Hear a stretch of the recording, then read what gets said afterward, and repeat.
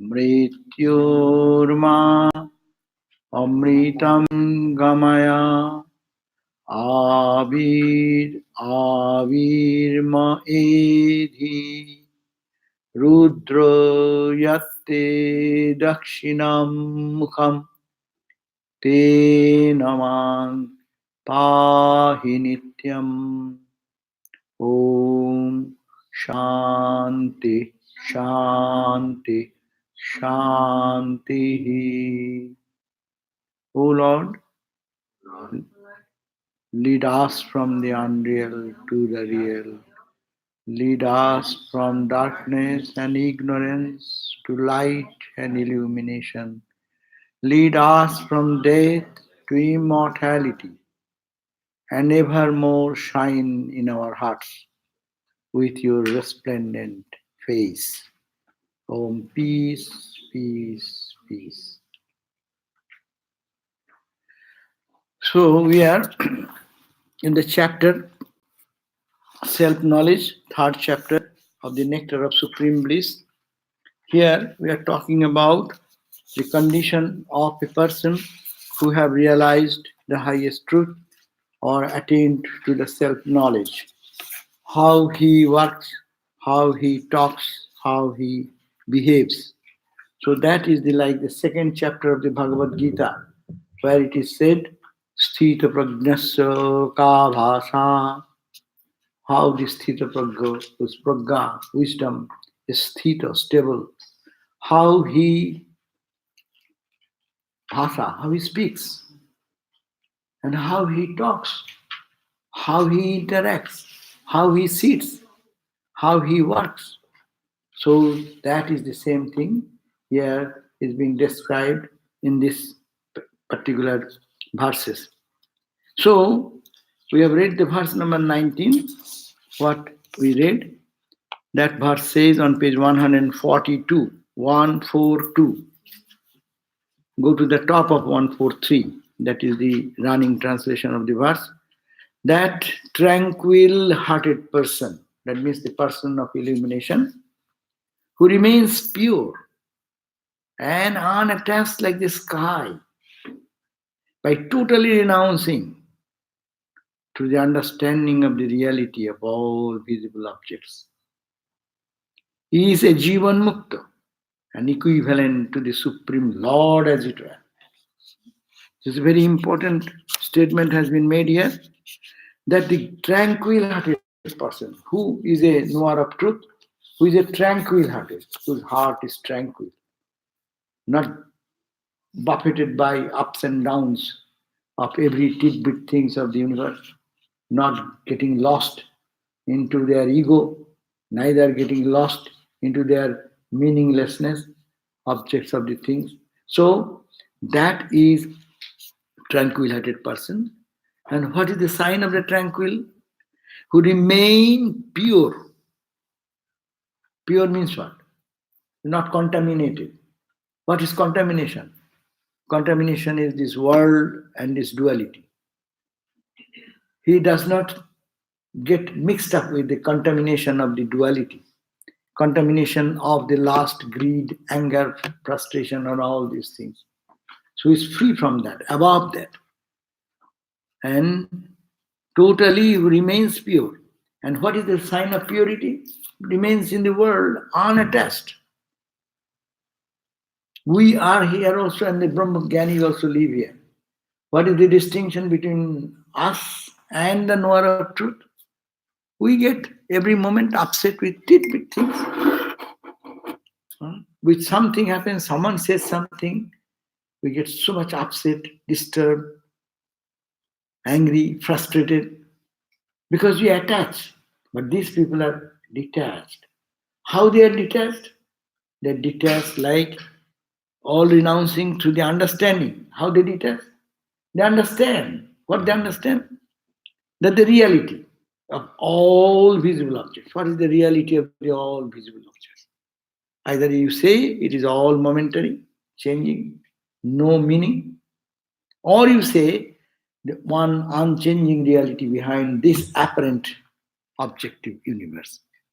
So they have understood this, not understood intellectually, but they have experienced that. So that is the visible object, is called as Jivan Mukta. Jivan means in life, when they are in life, and Mukta means free. They are free. Free when free? Not after death you go to heaven. I do not know who one goes to heaven or hell. What is the guarantee? But Jivan Mukta means you live here, breathe here, and you behave like that. Live in the world, see the world, not affected by, detached. How? Like sky. It is not contaminated. It's not contaminated by duality, not contaminated by our human failures and frustrations, our joys and our suffering, which takes away our whole energy. So this is called the Jivan Mukta.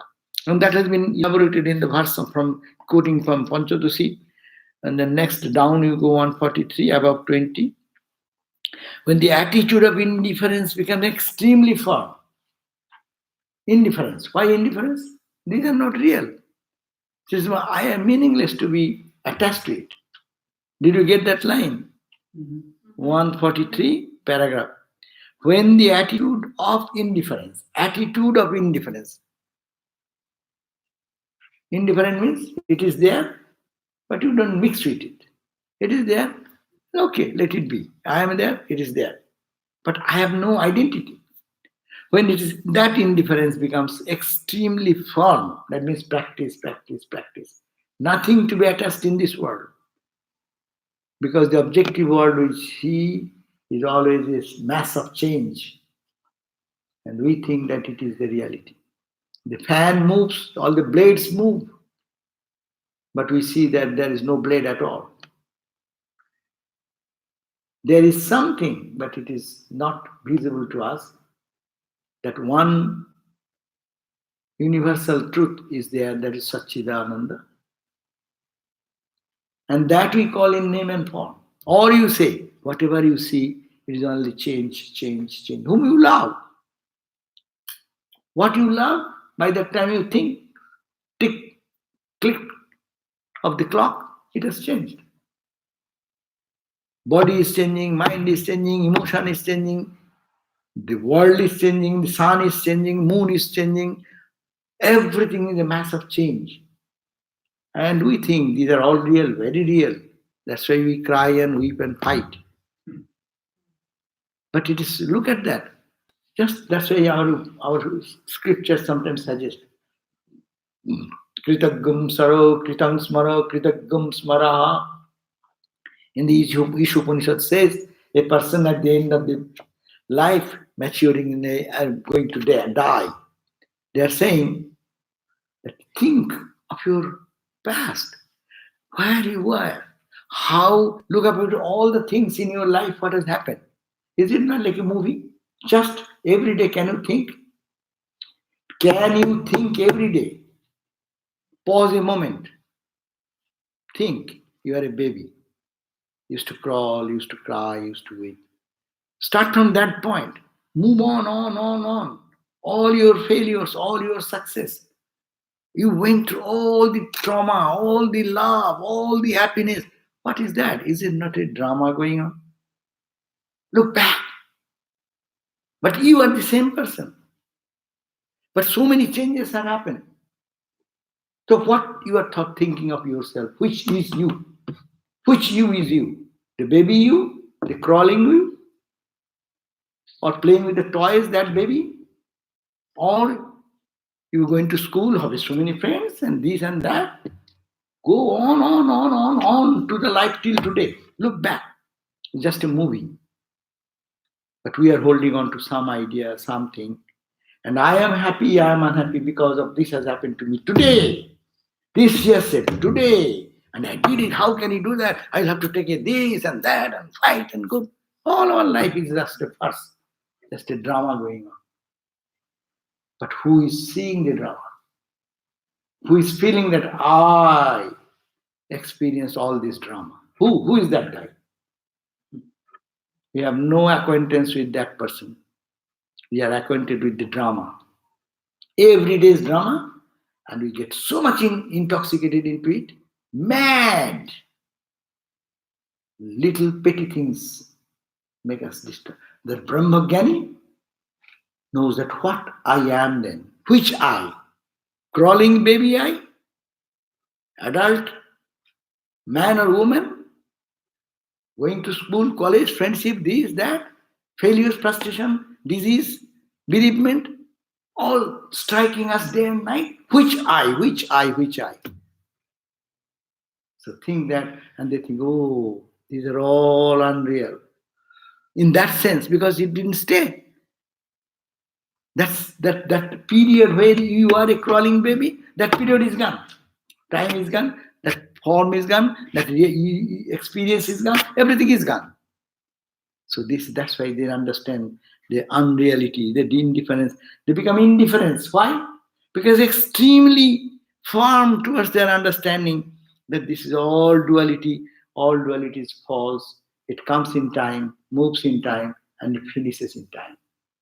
We get into another scene, another scene is coming, another like a movie. You do not know what is the next scene is coming in the projection. So life is like this. I do not know we are sitting here. Next moment is what? When you get out of it. But we face. And we know this is real, that is real, that is real. But the Brahmagyanis, let's see, that is all unreal. It is a fictitious thing going on. And our brain, our mind is reading it as real, as permanent, as so real. I cannot forget that. I will not forget your whole life. You said that to me that day. I know what is that serious. You don't understand why you hit me. We get traumatized. What am I doing? Life is so wow. Why are you all getting troubled with so much things? This is a wrong interpretation of the fact of life. Get out.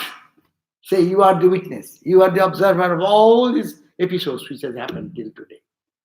You are depressed. You are high. You are jumping. You are howling. You are going to grade average 0. It's all farce going on your mind and body. And you have experienced that thing how many times in life?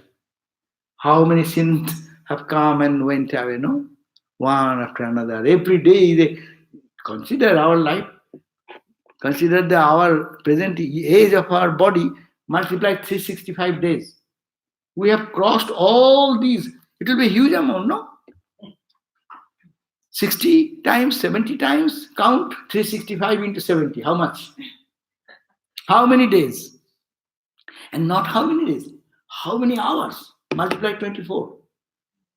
Then you multiply how many moments. Some moment is a terrible moment. I am going to die. I am going to lose myself. This meaningless life. And I will dominate over others. Is it not? What a nasty thought we live in. But this is bad. Consider so many hours, so many. How much? Someone has a calculator? Huh? Let me see how many hours. 60 years, at least 60 years. Yeah. Times 60. 60 times 24 times 60, but 360, 60 times 365 times 24. times 24. How much? That is a huge number. Huge number.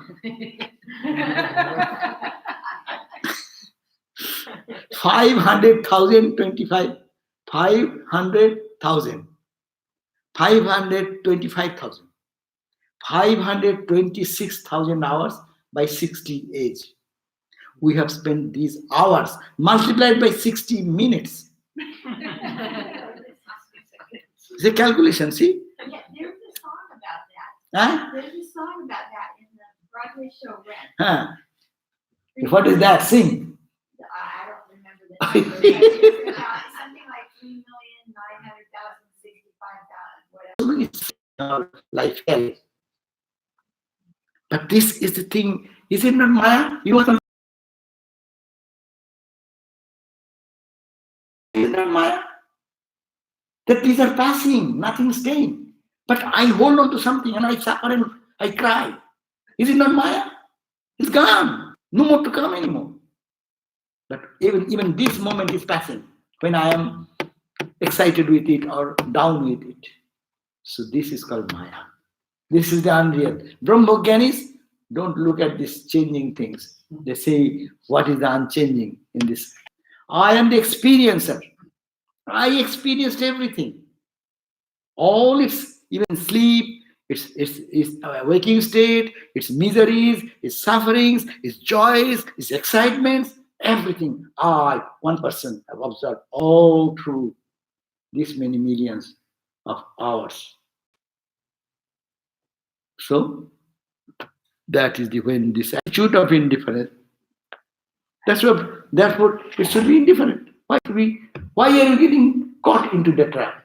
Indifferent, be indifferent. Let it come, let it go. I have a question. So I'm not sure exactly where this is headed, but it seems like so many things happen to us, but we don't remember them all. We can't possibly remember them all. So why do we remember what we remember? So is it like a growth moment for us, or something karma? We take in different medicines, and as soon as you take the medicine, how all different types of medicine being used for our health, there are receptors. Those receptors are waiting to get something, vitamin C. And other receptors are waiting for getting something, getting something, getting something. So our mind gives value to that. It absorbs. That's why it says we are the creator of our own fortune. We indulge into something where we are lost. But we are the master. I give value, that's why it becomes valuable. Things happening in life, we may be 20, 30 people sitting in one place. One incident has happened. How much value you put into that event, you are affected by that or not affected. So we put value to that. We put value to certain thing which my mind, oh, it is serious. My mind tells me it is serious. That mind tells, because mind has this conditioned situation which forces him to think in that line. It is the mind is the brutal thing. Brute is the mind. Mind is the enemy of us, and mind is the greatest friend of us. Mind is giving us the misrepresentation of the fact. And mind is making me, you are dull, you are idiot, you become idiot like that. And mind says, no, I am Atman. The same mind, you are boasting. Okay, things have happened. Swami Vivekananda, he has mind also. What he says? Oh, and we say, oh, I am a sinner. I have done this, I have done that. Swami Vivekananda said, yes, I am proud that I did wrong things in my life. Because that has made me what I am today. Not to commit more blunder. People may take advantage of these quotations. There is no escape for that. I can misuse it in any way. The point Swami Vivekananda says that, okay, I did something wrong and cry and weep and howl and die in the ditch. It is not Vivekananda. Vivekananda, I am proud that I did something. Because of that experience, I am here now. Go up. So that is the power of understanding, misunderstanding. This mind, brutal mind, teaching me to go down. And spiritual mind is saying, hey, get up, go here. But we choose. Why we choose? Because of our preconditioning of the mind, we have pampered the mind to be down, down, down. That's why we like that. Even we say, well, I don't like it. No, you like it. Why do you enjoy that then? Why don't you enjoy I am Atman, I am Brahman all the time the scriptures is saying? Why do you get involved into those things and you find, I am down, down, down? Who has asked you to do that? You are choosing. So we can change our mind. Of course. So the same thing that bothered us maybe 10 years ago could happen to us again now, and it doesn't bother us. Yeah. If we learn out of that, right. If we think that that's also changing thing, I have done it before. It has happened, okay, what it matters. Either it would happen this way or that way. But this will pass away, that will pass away. Huh? So when we are, suppose we are students, we are giving our examination. Oh, serious examination tomorrow. Oh, I'll have to get a grade A plus and this and that. Huh? See how serious you become, and then you get grade one, you are happy. But those who are much brilliant students, they think that, oh, I got 99 only out of 100. I didn't get 100 only. Huh? I didn't get the 100. So he may be depressed. So this is our mind. That's why interpretation of the mind. This whole spiritual life is nothing to deal with the mind and make the mind strong and stronger and stronger. How? With the help of our real I, real me. That is the Vedanta teaches. Vedanta is very simple. It does not allow you to only keep our understanding and association which is changing. It always lifts us to the unchanging. Whatever, even the highest thing in the changing universe is not yours because it will change. So, therefore, the mind gets unmovingly stabilized in the non-dual truth. That is the point. If you can stabilize the mind, that is the Brahmagyanis do. Such a person alone who is unmovingly stable like that is called Jivan Mukta. So our goal is Jivan Mukta. Remember that. This class is teaching us to be a Jivan Mukta. Jivan, alive, Mukta, free, being in the body, which is decaying, which is having disease, pain, suffering, but Mukta. Here, but I know I'm holding this body, it's not me. So now let us start. 20th verse. This Jivan Mukta has fully achieved what he has to accomplish. He has no other duty. You know, Brahmagyanis have no duty. That's why we feel our duty because we are not fulfilled. What duty will be there when you have accomplished everything? So we do our duty to reach certain destination, but the Gyanis have finished with that duty. Ramakrishna has no duty, but his every step was good to the world. Vivekananda has no duty.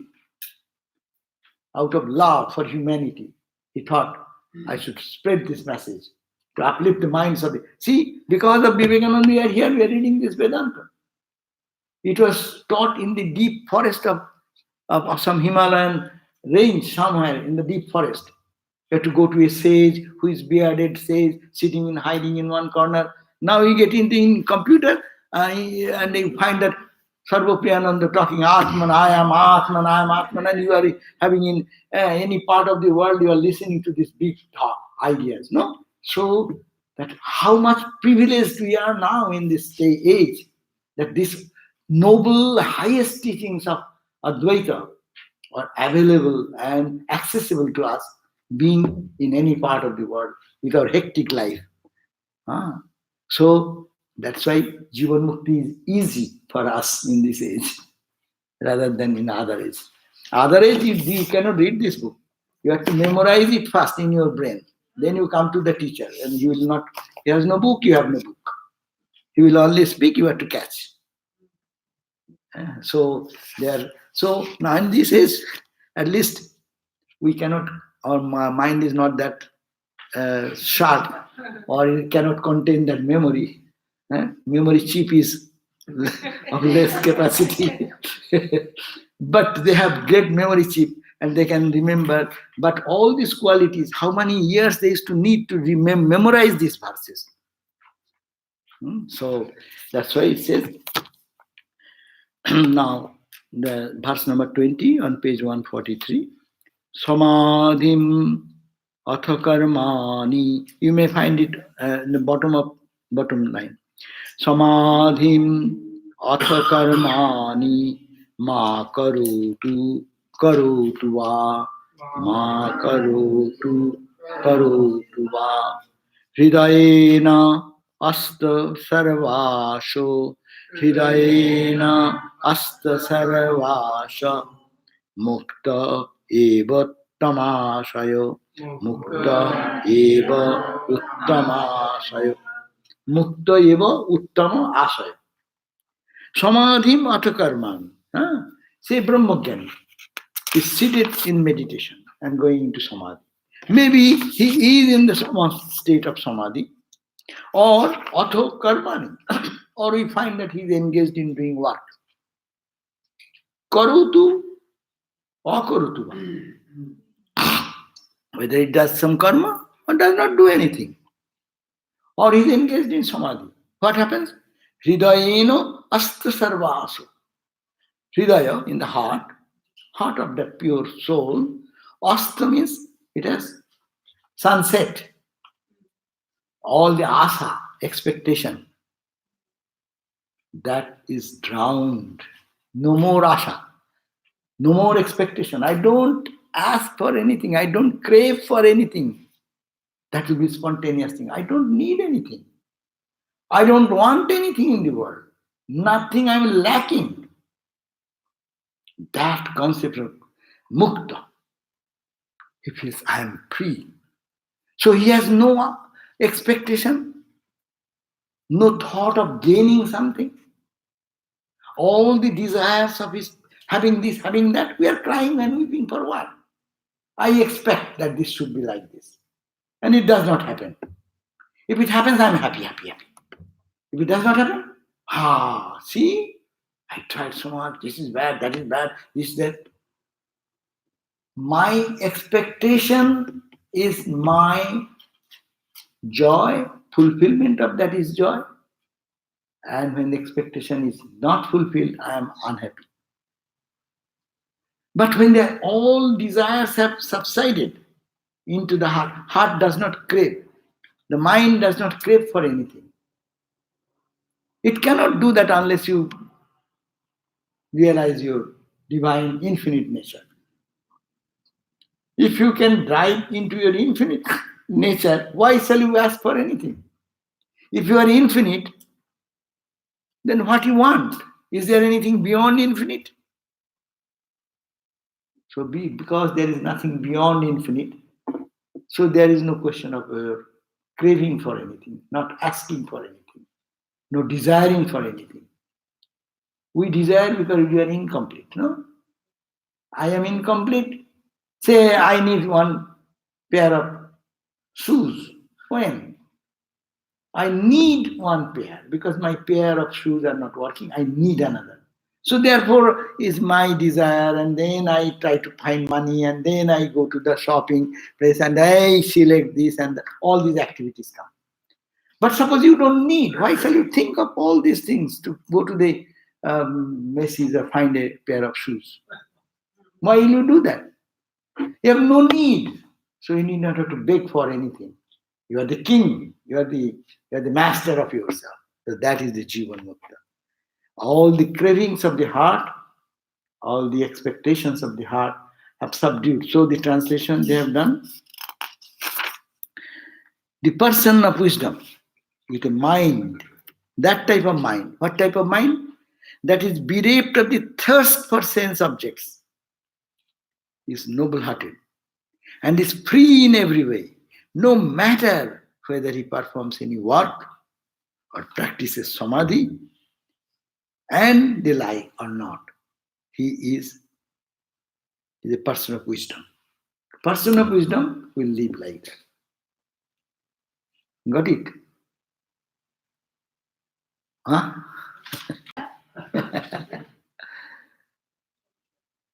Yeah, this book is trying to make us from pauper to the king of the universe. We are paupers.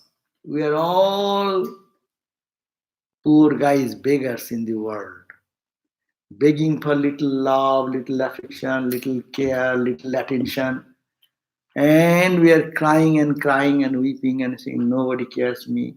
I am such and such. Yeah, everyone ignores me. Hari, why are you saying? You are the Lord of the universe. You are infinite in your real nature. And you are talking about this already changing. By the time you say within split second, hey, by that time it is changing. It does not stop any moment from changing one to the other. And what you are talking is totally rubbish to an intelligent person.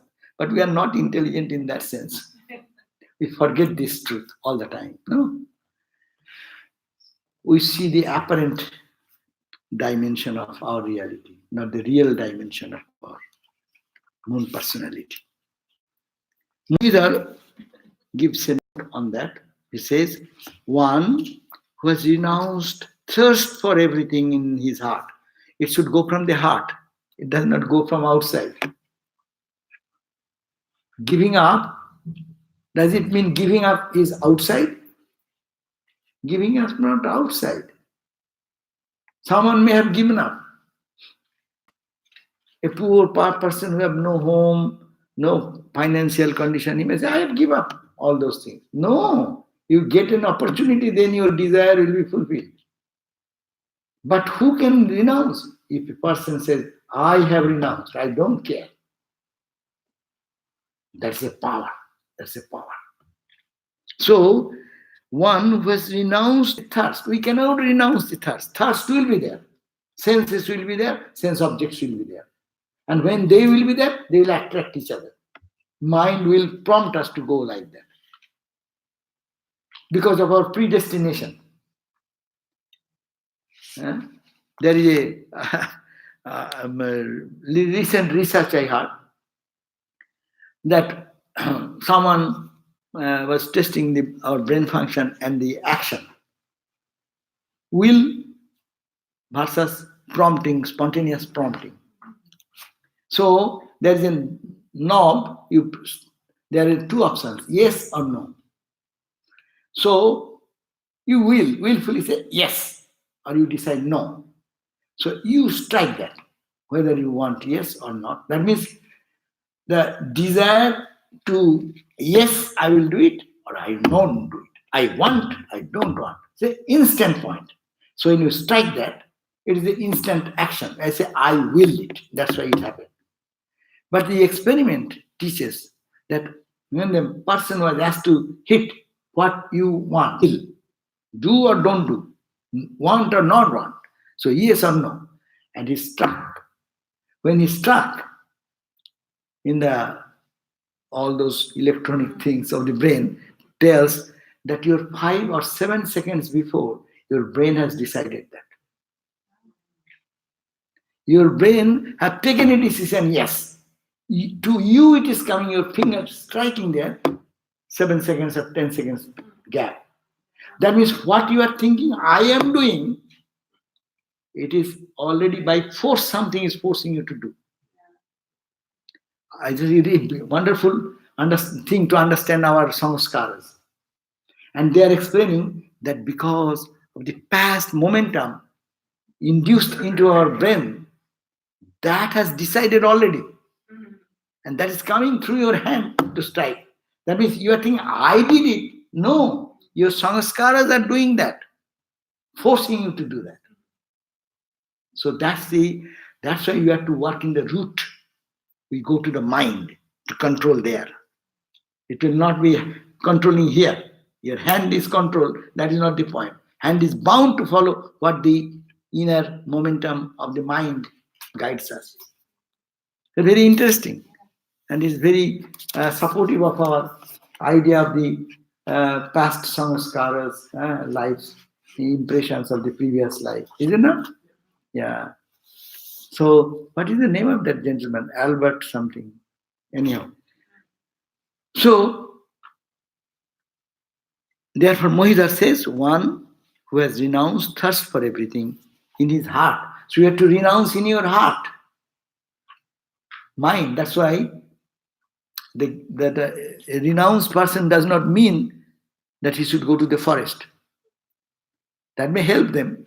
But those who have renounced in the heart, the craving for things, that person is a real renouncer. Sarva karma phala tyagam. If you can renounce the effect of all the karmas, the results, then you are called tyagi iti abhidhiyate. So that mind should say, I don't care.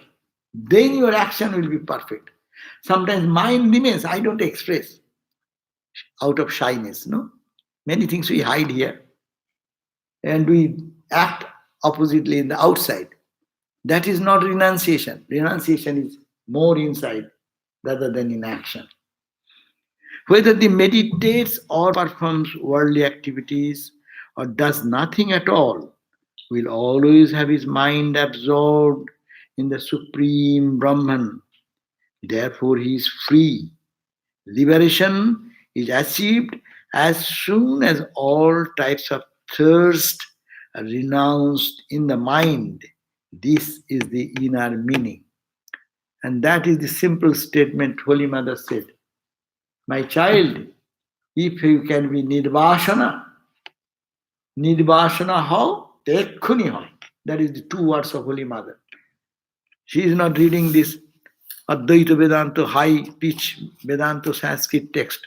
She, in a simple language, Mother says, if you can become Nirvashana, free from your wish to this type of craving for anything, you are liberated here and now. This moment you are free. Bondage is there because we are our expectation and our frustration to reach that expectation. So I noticed it says, at first it says, renounce thirst for everything in the heart. And then it says at the very end, liberation is achieved as soon as all types of thirst are renounced in the mind. Mind and heart is the same here. Yeah, but it's almost like you have to do the heart first because your mind's so stubborn. Yeah. Know, it's something like you have to go through the heart to get to the mind, to change the mind. In the Indian context, mind is not intellect. Right. You have to mana. Though one part of mind is called intellect, but here they are meaning heart and mind are almost the same. Okay. So you have to purify your heart by meditation, by prayer, by all these spiritual practices. And that will influence your intellect, understanding. Right. Mind prepared in a way, you prepare the mind transform into intellect. And that means decision. 10 times you say, I will do, it is a mind function. After 10 times, then when you do, it becomes your in understanding that I will do it. That's why we have to work on mind. We do japa, repeat the holy name, meditation. These are all for mind. Mind, we are coloring the mind with the mantra. Instead of thinking of the worldly thought, we say, give the mantra. Mantra has a power. So mind is getting powerful spiritual ideas. It is like, as I give the example, like a grain of sugar. Every japa mantra is like putting one grain of sugar into your heart. It is a ordinary water, but every drop you are putting, it becomes sugar.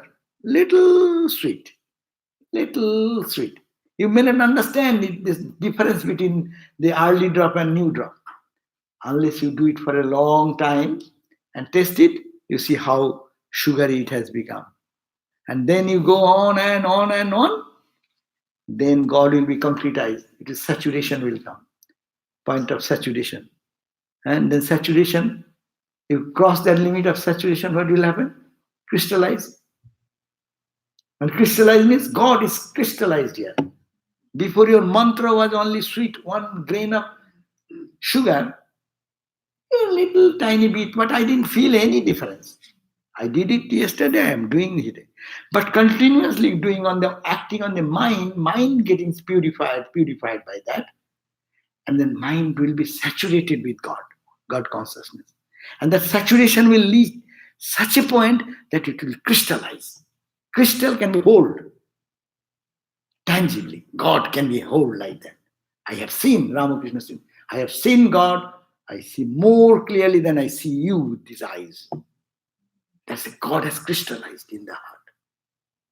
So wherever he is going, he's seeing that the mother is there with her. We also think mother is, but that's an imagination. But for him, it's crystallized, no question. So strong, so powerful.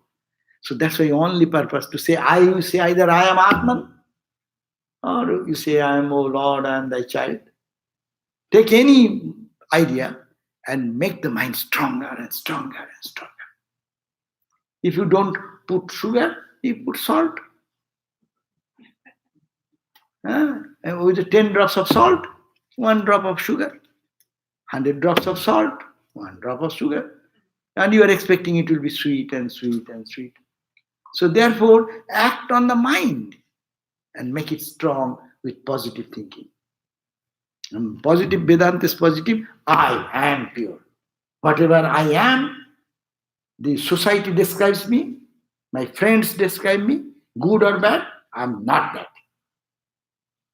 So it is a bold statement, bold action. We take bold action in many places, but we have to take a strong action here also. So that is explained by another verse. The wise one who is fully satisfied by drinking the nectar of knowledge and has accomplished what has to be achieved has no other duty. So if you achieve that highest goal, then there is no duty. Whatever you do out of joy. Duty is a slavery, no? Sometimes, oh, I am to do it. Oh, I am to go to office again today. Huh? I don't want. As if you are being forced or goaded. But no, Ramakrishna, Buddha, Christ, they worked harder work, but they worked voluntarily, not goaded by anyone. They are not paid staff. No one have paid them any money for their preaching of the universal message. By Christ, he is not paid. Buddha is never paid. Huh? Rama is never paid. Krishna is never paid. Ramakrishna never paid. Vivekananda was not paid, though he wanted some money for others. Huh? So this is the point. Therefore, Jnanamritena triptasya, one who is tripta means satisfied, perfectly peaceful in Jnana Amrita, with the knowledge of on a knowledge of nectar of knowledge, Krita Kritasya yogina, who feels I have done what is to be done. I have nothing left. I have no duty, no responsibility. And they do what they do that benefits the world. Naivasti kinchit kartavya. I have no other duty, no kartavya. Chet not kartavyam osti chet. Swatattvavid. One who can feel internally and externally, not bound by duty. So that is the person freed. Because no one can control them, no one can restrict them, no one can make any suffering to them because they are not asking anything from us. It's free. Free, that's the free. And that is the freedom what we seek for in our life. But how can you get it? If you don't follow their instruction, how can you get freedom? You want freedom, then you have to follow their formula.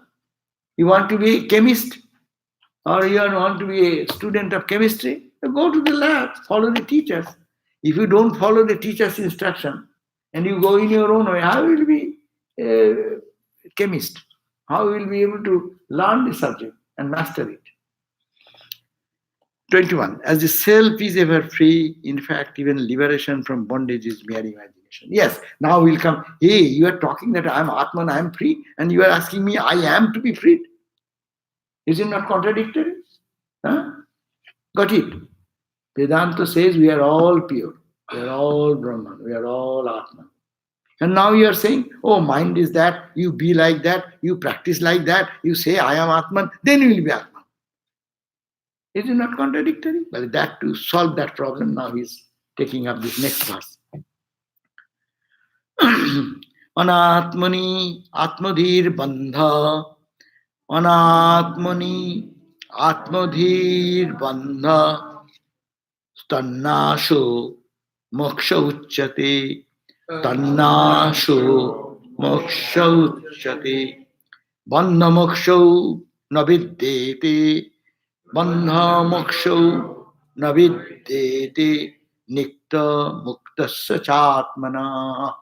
Muktasya chatmana. Anatmani atmadhir bandha. Anatma means which is not Atman. That means which is the changing universe. You are thinking Atma, that is true, that is myself.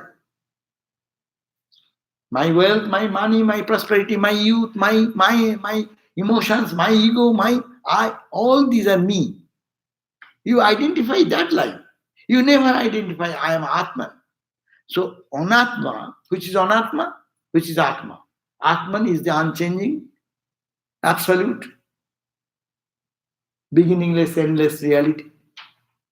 And what is Anatma? No Atma, opposite, which is changing, which is bound in time, space, and causation, which is limited by everything of the material universe. Someone's smile can pop you up. Ha ha ha, you are so good. Your balloon becomes big. Ha ha, I am such. Okay? And someone says, hey, you idiot. Huh? You go down. So you have become a puppet in the hands of everybody. Why? Because you are thinking anything told to your body and mind, you are taking that is true. But the sages are saying you are Atman, you are not listening to that. Tell me, this place I am sitting, last 85 years or 89 years, all Brahman Atman going on. Why did you not take that idea?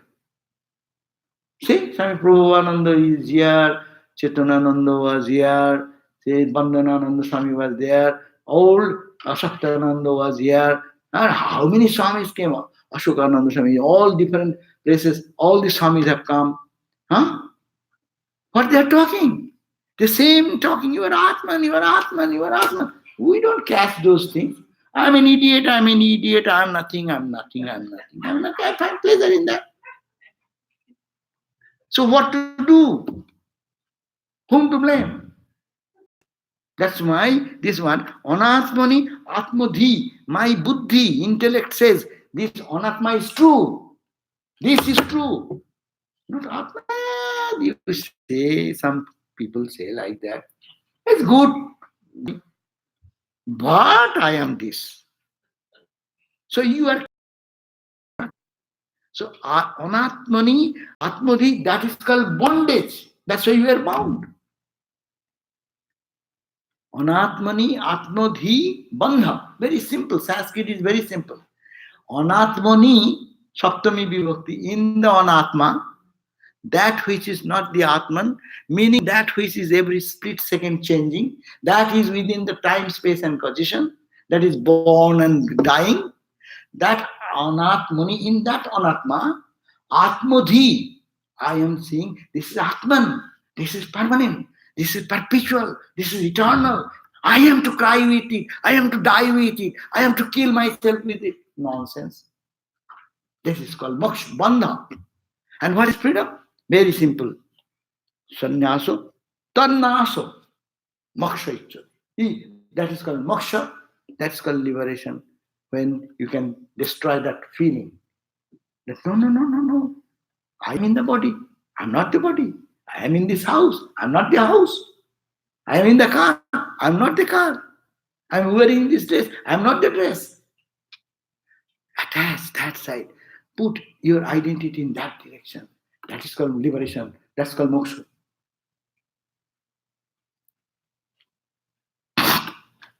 And bandha moksha na vidyate. In ultimate sense, there is no bondage, there is no freedom. Nitya mukta swatmana. You are ever free. You are ever free. Atman. Where is your birth? Where is your death? Nitya muktasya. Your divine nature is eternally free. We don't believe this. They're nice. They're saying, what can I do? I am reading this book.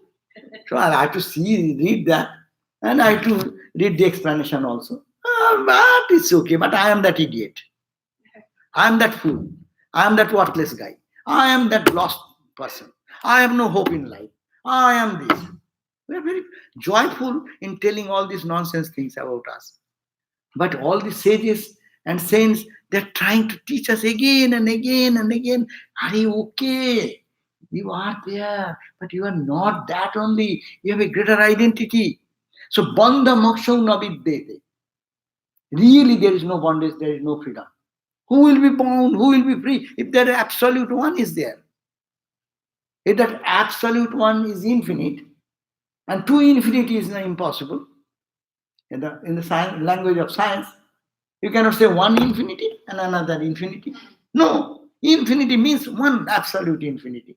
And if it is infinite, where is the duality? Where is your suffering? Where you come from? Where do you come from? This question, the Brahmajnani will say, where your ego is coming out. It is all born out of ignorance. No? So, that's why it says to impose the concept of self on the non self, object like the body and so forth, is surely called bondage. The destruction of that wrong understanding. See, the point, look at the point. Destruction of that wrong understanding. This is a wrong understanding. Understanding maybe there you are seeing that, you are feeling that, because you are seeing through your mind body. Okay. But this what you see is not right. You see a common example of Vedanta. When you drive in the freeway, in the hot sun, you see water in the freeway. Far away. But when your wheel comes to that point, you see that water is further away. And there is no water. It is mirage. It is a refraction of light. In the desert area, if you go, you can see there are beautiful lakes and water. You see what to do about that. You see, doesn't mean it is true. We stand outside and see the horizon. You see the horizon is ending there. Go and catch the horizon. You see the horizon, sky has become like dome. I see it. You see it does not mean anything. I was reading the other day, you say, in our body, we think I. What is the I? They call, how much? Exact number I am forgetting. 30 or 60 trillion bacteria are in our body. Understand the point? 30 trillion or 40 trillion, I forgot the number, of bacteria are holding in your own body. So what you are a combination of the bacteria. You think you are a man, you are a woman, you are like, you are good. 30 trillion cells in each body. So what do you then tell me? Why are you talking I? Are you talking the trillion cells? Each bacteria, what they will say? Hey, I am here, and you are not looking at me and you are saying you. Who are you? Scientifically, if we look, it is ridiculous. Modern science has helped us to understand how fictitious is that. I think this is me. I am healthy. I am weak. I become fat. I become low. I lose weight. I cannot lose weight. I lose. Not you. It's all the bacteria and the cells. So, but we identify there, and we don't identify that which is beyond that, unaffected by its growth or loss or adding or destruction. So this is to impose the concept of self on the non-self. What is non-self? Like objects like body, etc. Body, mind. That is called the bondage. And the destruction of the wrong understanding of the self, capital, is verily called liberation.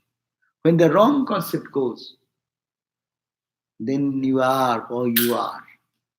The ever-free self has no bondage or liberation. The self is ever free, being of the essential nature of non-dual Brahman.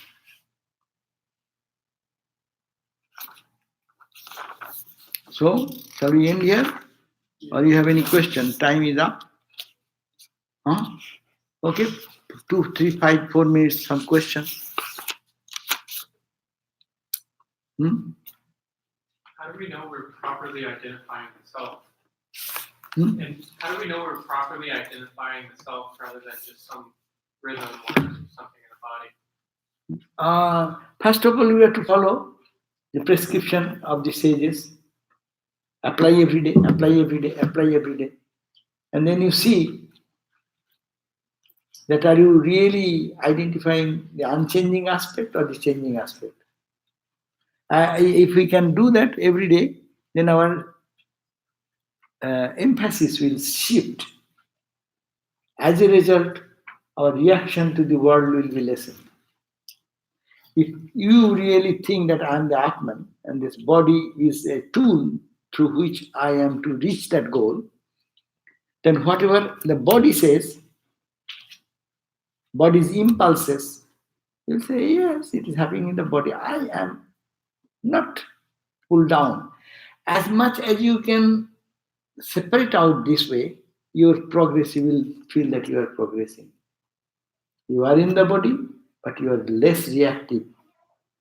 As I was reactive 1 year before, after 1 year's practice, if I analyze how many times I used to get angry, now how less I am getting angry. How many times I used to feel frustrated and feel the death situation with someone's comments, and how much I am okay with all the same situation, less disturbed. That means your subjective confidence will come and it will say, yes, this is changing universe. It will happen. Don't try to find an ideal condition in the outside world. Everyone says, I will change the world. Many people have born to change the world, but they have been changed. Yeah? So, point is that this progress can be subjectively understood, but how much I am going to my inner peace and inner tranquility. Don't blame the situation. Rather, situations are testing ground. God is putting us every day to test. I say that is semester system examination. In India, we had study whole year and a final examination. If you are sick or you are somewhere disturbed, then your result is gone. 1 year's result is gone. You are doomed that year. Yeah. So you want to go to science, you want to anything, you have no access because your mark is low. So it is not like that. God is very gracious. Every day He's testing. Hey, A plus, B or C. Where is your position? And cumulative effect will be your life. So every day we can take our challenges of life as a positively. It is for my strength testing by God. And I, as a devotee, will say, as a devotee, oh Lord, you know how much strong I am. You please help me. That means you connect with God or you connect with your divine self, unchanging self. Language, don't get mixed up with this language. The whole world is being fighting with that philosophical misinterpretation. Forget you call it God in devotional language. I call it Atman or Brahman or you can say Paramatma, whatever. And think that side, cling to that side. As much our emphasis will come on that side, so much less will be the attention and impact of things happening in this side. No? So that is the sign. The surrender is the main thing. Surrender, if you can do, that's okay. If you reach that point of surrender, you have attached. That means your ego, what surrender means. That means my body, mind is not important. You. That's why. So you are connecting with the divine. That's all. But surrender is also not so easy. Whole life it takes to surrender. Even in surrender, we also say, "Hey, I surrender." There is I also. That I will be totally lost. So, and surrender will remain only. Yeah? So similarly, in Vedanta, I am this. I mean, then I am that. Yes, there is also I. But that I should be purified and extended and extended and extended. So that I dies ultimately. In that expansion, I dies. Or in devotion, that I dies. Both way. I should not be there. I means body, mind, emotion. Normally, whenever that's why people get so much shocked when I say I am Brahma, I am Vishnu. Vedanta says, what nonsense! You, this petty man or woman with this limitation, with a little blow you will die now. With a bullet you will gun, and you say, I am God, I am Atman, I am Brahma, I am the creator. What nonsense! No, not in that sense. I am that in that sense of consciousness and bliss, the divine level, not the mundane level. Don't compare in the mundane level. Level of manifestation, God is God. No one can be one with God. But you cannot be, Swami Vivekananda said, a small doll made of clay, say ant. You make an ant out of a clay. Huh? And you make a big elephant out of clay. Can you say ant is equal to elephant? No, ant is ant, elephant is elephant. But as a material constituent, it is also earth element, this is also earth element. Here is also earth, here is also earth. Tsunami and ordinary ripple, ordinary wave are the same. Tsunami is tsunami. And ordinary wave is ordinary wave. But H2O is the same. So that identity should be brought. Okay? Om Shanti Shanti Shanti Hari Om Tat Sat Shri Ram Krishna Panamastu. Thank you for all coming. Next, we will have tomorrow our gospel in the. Tomorrow's meeting, no? Oh, tomorrow board meeting. So gospel class will be there.